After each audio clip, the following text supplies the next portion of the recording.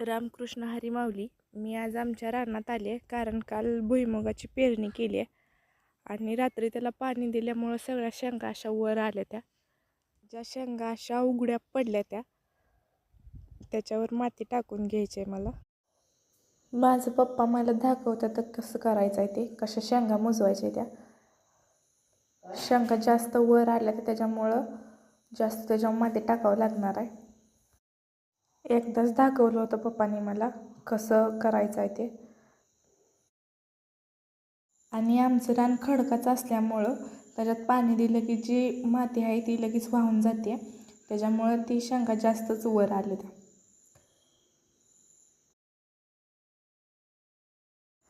ह्या अशा दिसतात शेंगावर, त्याच्यावरच माती टाकून घ्यायची.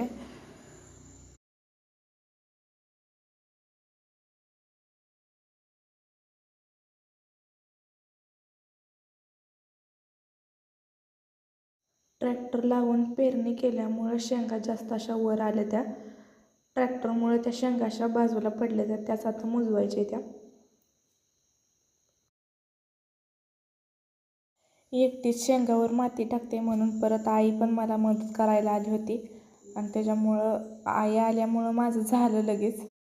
ज्या पट्ट्यात आम्ही भुईमुगाची लागवड केली त्याच्यातच मिरची आणि डाळिंबीची पण रोपं आहे. ती मिरचीची रोपं अजून लहान आहे, ती फुलं काळे आले त्या मिरचीच्या रोपांना.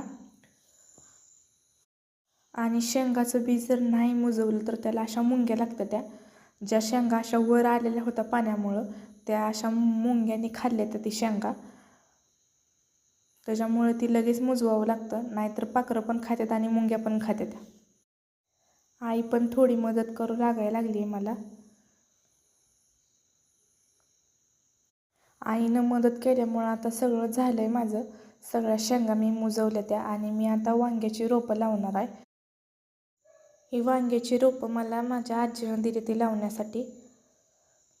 तर ही मला लावून घ्यायची ती वांग्याची रोपं, आणि वांग्याची रोपं लावून झाल्यावर मी गवारीच्या बिया लावणार आहे.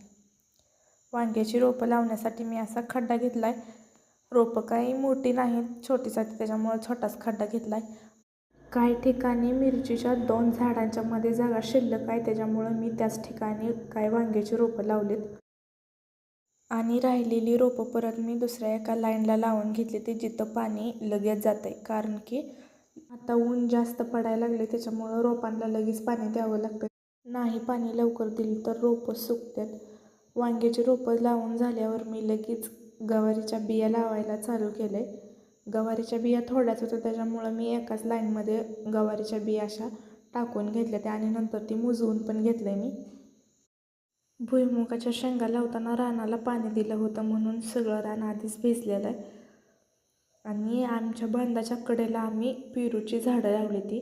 ती छोटंसं रोप आहे पण त्याला 3 ते 4 कळ्या आल्या. त्या एवढ्या लहान रोपाला 3-4 कळ्या आल्या त्या. आणि आता रानातलं सगळं काम करून आम्ही घरी चाललो आहे. यायला आम्हाला दिवस मावळला होता आणि चिमण्यांचा पण घरी जायचा टाईम झाला होता.